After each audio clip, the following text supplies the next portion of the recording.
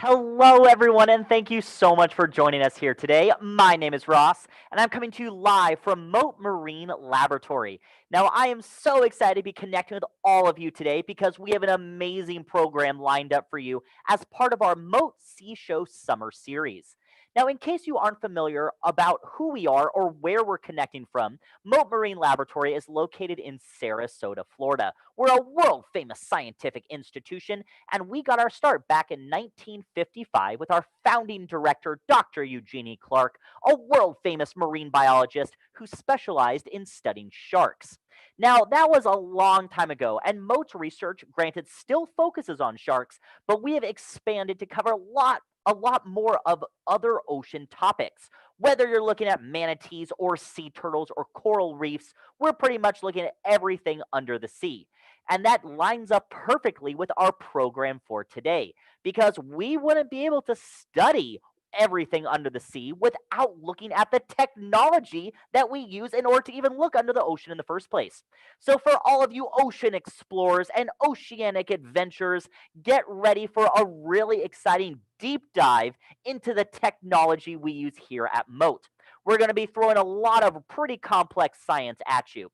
Now, as far as our topics go, we'll be joined by a Mote scientist very shortly. But before we start meeting our Mote scientists, learning more about their research, I want to let you know that this is an interactive webinar. So not only will you be able to interact with questions in our chat box, but we'll also be throwing up some polling features at you throughout the program, just to keep you on your toes. Because if you want to be an ocean scientist, you got to be constantly thinking, you got to be making these observations, and let's see if you can figure out some of the ocean topics that we cover here in our marine technology program. So, get ready for our ocean technology question number one. Let's see if you can figure it out. Question number one: which acronym goes along with ocean technology? Is it ASSOC? Is it ABBREV? Is it AUV? Or is it ABBA? So type into your chat box, use the polling feature. So let us know. Do you think the answer is A, B, C, or D? Whew, there's a lot of options. They all sound pretty legit to me. So which of these do you think is associated with ocean technology? Now, they all seem pretty right, but there's only one correct answer. And while you're thinking about it, this one is pretty hard, and they're only going to get harder. We're going to jump over to our PR manager to take a look at some oceanic current events. What's happening in the news of ocean science today? Let's check it out. Hi, everyone. I'm Stephanie Kettle at Mote Marine Lab, and here's the news that's making waves. Big news last week as Mother Manatee and her calf were released into Sarasota Bay after a successful rescue and rehabilitation. In early May, Mote Marine Lab responded to calls about a distressed manatee along the bay side of Siesta Key. Biologists in the Stranding Investigations program at Mote were able to find the manatee, who was not diving properly and had evidence of both fresh and healed boat strike wounds. Quickly, the team sprung into action, and Florida Fish and Wildlife Conservation Commission came to the scene to lead the rescue. FWC Mote were able to get the 1,700-pound female onto a truck and take her to rehab at SeaWorld Orlando. Once there, it was discovered that she was actually pregnant. She gave birth to a healthy male calf while in rehabilitation. The SeaWorld team nicknamed them Siesta and Key after their location of stranding. After just a little over a month, mom and calf were ready for release. SeaWorld transported both manatees to Ken Thompson Park, right next to Mote's campus. New photo identification was taken of both the mom and the calf, and they were walked into the water by staff and volunteers from FWC, Mote, and SeaWorld. One organization cannot accomplish this kind of rescue alone. Mote, FWC, and SeaWorld are all part of a stranding and rehabilitation network of organizations dedicated to working together to save our sea turtles, dolphins, and manatees. The rescue also couldn't have happened without a member of the public who called in the distressed manatee. Remember, if you see a distressed or deceased sea turtle, manatee, dolphin, or whale in Sarasota or Manatee counties, call Mote's 24/7 hotline at 941-988-0212. And for the rest of Florida, call FWC at 888-404-3922. Check out more tips for keeping wildlife safe at mote.org. Thank you so much, Stephanie, for sharing that wonderful manatee-related news. Now, without further ado, we are going to meet our scientists for the day. We are super happy to introduce you to Christian Caredio, who is a scientist in our ocean technology department, and he's going to answer our first question. So, Christian, thank you so much for joining us. If you want to unmute your mic, absolutely, there's your face. Fantastic. So, which is the correct answer? A, B, C, or D? Which acronym is associated with ocean technology? It's AUV. AUV. Oh, that's breaking my heart. I was really hoping for ABBA, right? Mamma mia. Jeez. All right, I guess no, there's an SOS over here after all. Now, this is so exciting to be connecting with you today. So, you are an ocean technology scientist. That is a really awesome title. So, can you tell us a little bit more about who you are? What did you study in order to get into this field? What do you do at Mote? How did you get started at Mote? Who are you? Give us your background. Right. So yeah, my name's Christian Caredio. I went to school up in Maine at the University of New England. I went there for a bachelor's degree in oceanography. And so with that, after I graduated, I moved down here with my fiance, and I met somebody who's named Aspen that works in the environmental health department. That because of her, I was able to, find out more about the Mote programs and the internships here. So I ended up applying for an internship in the environmental health department under Tracy Finara, and she accepted me. And working under her from, I think it was a year ago from pretty much this month. I think I started in June of last year, and I was an intern until October. And by the end of my internship, a job opening in the ocean technology department opened up, and Tracy recommended me. So I, sat down, had an interview with everybody, and they were willing to bring me on. And ever since October 3rd, I think was my first day here. Ever since then, I've pretty much just been working in the ocean tech department, assisting in everything that we pretty much do here. Congratulations. What a great success story. So, brand new employee, and yet you're literally making waves. So, we are super excited to have you as part of our Mote family. Now, as far as your internship went, so you started in environmental toxicology, the environmental health program. Spoilers, we're going to be talking to some of those scientists next week. So, how did you pivot from environmental health to the ocean technology program? Were you using technology in that department? Were you kind of their technology expert? What did that pivot look like? So when I went to school, my main interest in like oceanography, since oceanography is so broad, is the Right. physics. Like physical oceanography is my main interest. And so when I was doing an internship, I was looking at how hurricanes affect red tide algae, Carenia brevis. Cool. Mostly like how wind shear and wind stress impacts the cells and the cell's lysine, which is basically just the breakage of the cells. So even in environmental health, I was more so focusing on like the physical oceanography aspects of it. And so when Tracy started understanding more of what my interests were, and ocean technology had an opening, she talked to me about it and told me what they do here. And because, with ocean technology, a lot of it does do with physical oceanography. Because of that, instantly I was already super interested in it, and sitting down and talking to the guys that I work with now and learning more about what they do really, sparked my interest and made me want to Literally. tech department. Right. Literally sparked your interest. Good circuit pun. I appreciate that. Now, that's a perfect transition, that learning about what the ocean technology department guys do. Well, what do they do? Can you tell us a little bit more? What does an average day look like in the ocean technology department in general? Right. So the big thing about the ocean technology department is not every day is like an average day, and that's one of the things I like about it. So not every day is the same. But basically, the main two things that we do in the ocean tech department is we create ocean technology, and then we also deploy existing ocean technology. So looking at those pictures, the bottom right one is what we call a fizz, and that's something that we create here in the lab. We put the circuit boards together, we do all the plumbing for it, we build the holes for the system to be deployed. So that is, fizz stands for Programmable Hyperspectral Seawater Scanner. Wow. And I can go into that. I can go into that a little bit later when we get into talking about the technology that we actually, work with here as well. Sure. And then the other thing that we do is deploying the existing technology, which is the main thing is the gliders. We now have 2 of them because we just got a new one in, I think, a month ago. So those are the main 2 things we do here. Cool. So Now, I thought you were working with ocean technology, and here you are working with gliders. So, are these an airborne piece of equipment? Like, what am I looking at? It looks like an underwater spaceship or rocket. So, walk me through this. Tell our audience what in the world is this piece of ocean technology? excuse me. Yeah, well, gliders are really cool because when you're looking at them, you see the wings, and it looks like it could be a spaceship, but it also looks Right. like it could be like a missile, like a submarine, if you take the wings Cool. off. So basically, what those do is they are based off of buoyancy. So, like how you're looking at it when it's in the water, that's all buoyant. We ballast it to where it's neutrally buoyant in the water. So then it sits right below the surface with the tail hovering right above the surface because it talks to you via a iridium satellite. Wow. So with that, that lets us tell, program it using a computer to tell it where to go, what we want it to do, and how far we want it to go before we have to make it come back home. And those are powered by batteries.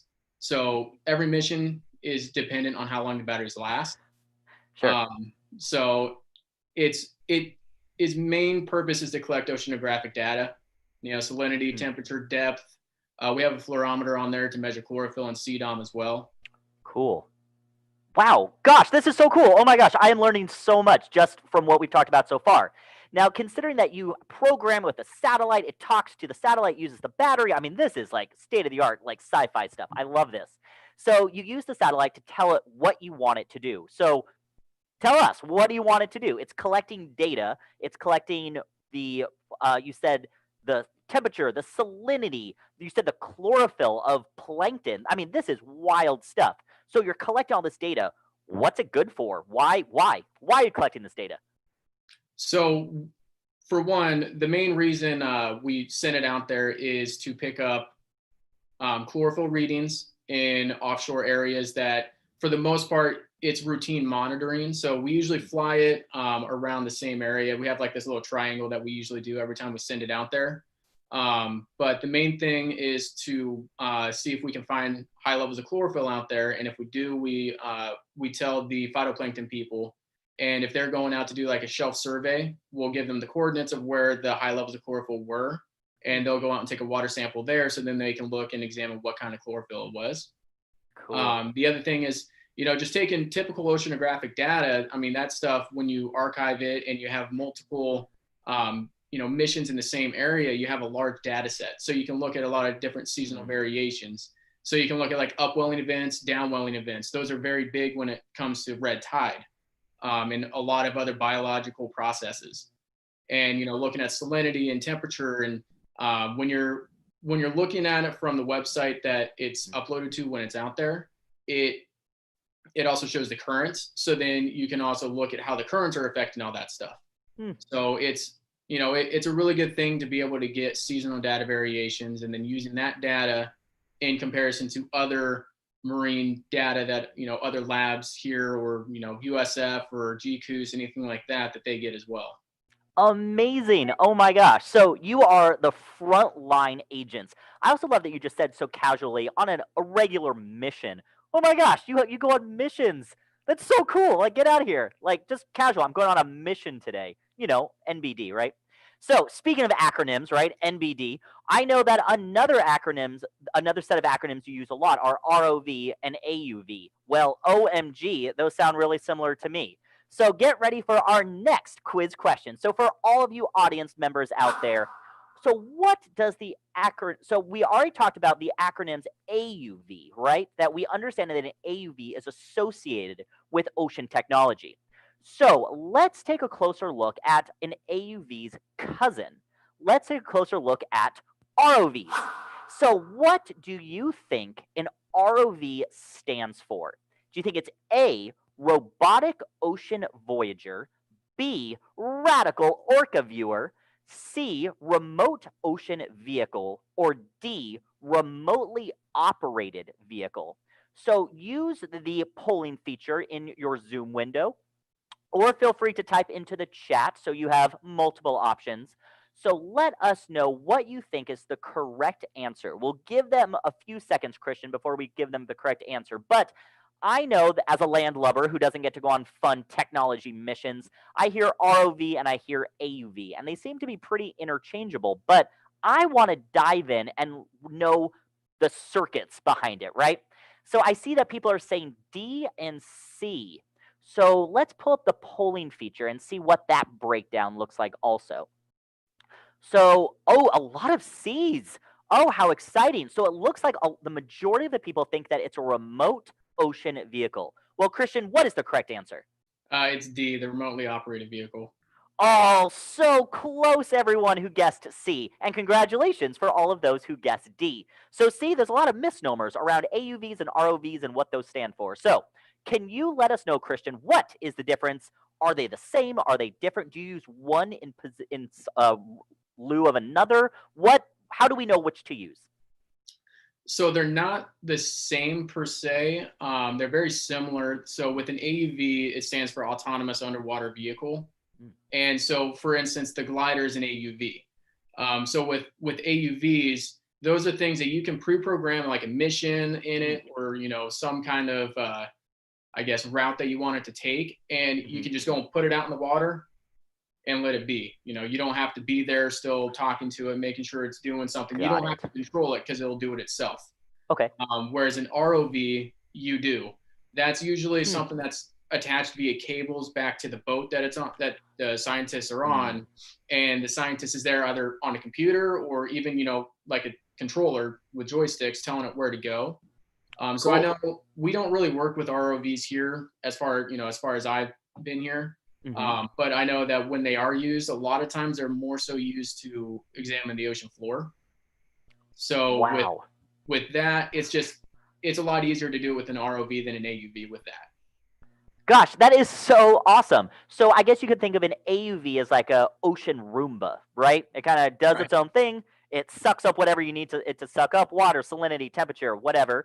And then I guess you could think of a ROV as like those arcade claw machines that you have to control with the joystick. You get to use the claws to pinch and have a lot more mobility, dexterity. So cool. I love this. That was a great explanation. Now, here's the crazy part, Christian. We're almost out of time, which is wild to think about. So you provided some really good insight into some of the technology that you use. So spoilers, can you tell us a little bit more about any fun upcoming projects that you might be working on or what you're currently working on? Yeah, so actually one of the main things that we're working on right now is we're in the process of building more fizz units. So that then we can deploy those. Those we deploy on moorings, whether it's like a channel marker or on the dock. So one of the things that I've been working on is I've been building the circuit boards for it. This is one of the ones, the most recent one that I built. So the other guys will get this all laid out and everything, and then I'll put the parts on it. And then in the future, we're hoping to be able to put the fizz inside of the glider. So then we have both of them together, and then with the fizz that can detect 20 different algae or phytoplankton in the water. We really mostly care about the Caredio brevis, which is the one that causes the red tides here. So ideally, we want to put that in the glider. So then, if we pick up high chlorophyll readings, we can activate the fizz when it gets the high readings. So then we can see what chlorophyll it is. So those are the two things working on there. Obviously, whenever we have the glider route, then I'm helping pilot it and retrieving it, maintaining it, and stuff like that. Gosh, that is so awesome. So, a casual mission, right? I just keep thinking every time you say fizz, I was like, wow, what a carbonated job. Now, the neat thing is you say that you collect all this data, whether it's with the fizzes or the gliders, and then you have to upload it to some shared data, as you mentioned, with working with other labs. And one of the super cool acronyms that you dropped earlier was GCOOS, which is the perfect transition to our last question for the audience today. So we're talking about some state-of-the-art technology and some data processing equipment.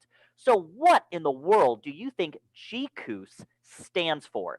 Do you think it stands for A, Gesundheit, cover our open sneezes, B, glider circuit open ocean system, C, Gulf of Mexico coastal ocean observing system, or D, global current ocean observation strategies? Whew, how is that for a mouthful? Oh my goodness. All right. So while you're thinking about it, I guess the first one's pretty contemporary where we are in the world. But those last three, I don't know, they all seem pretty similar. So I'm getting some people say B. I'm getting some people say C. Oh, interesting. All right. So it looks like it's a tie between B and C. Ah, no one picked A. How sad. All right. So, Christian, what is the correct answer? It is C. C. Oh my goodness. All right. So the Gulf of Mexico Coastal Ocean Observing System. Whew, what a mouthful. I'm glad you just say GCOOS. Can you tell us a little bit more about what this is? And whenever you are ready, we have your map pulled up. Yeah, so GCOOS is we get a lot of our funding from GCOOS. Okay. So with them, they fund a lot of our pretty much glider research. So when we have the glider out there, we tell GCOOS, and they will end up putting up our glider onto this map for it's accessible to the public and everybody else that wants to look at it. And so when it's out there, it shows you the path that it's on, it shows you where it's at, and then it also gives the data that it has in real time. So right there, if you're looking at it there, that's our glider out there. And it doesn't just show our glider out there. It'll show any other gliders that are out there that are, in cooperation with GCOOS. So I know one of the big ones is USF. Whenever they put their gliders out there, it shows up. And so anytime the glider comes to the surface and talks to the satellite, it uploads its data, and you can look at it where it has the plots there, and you can look at the data in real time.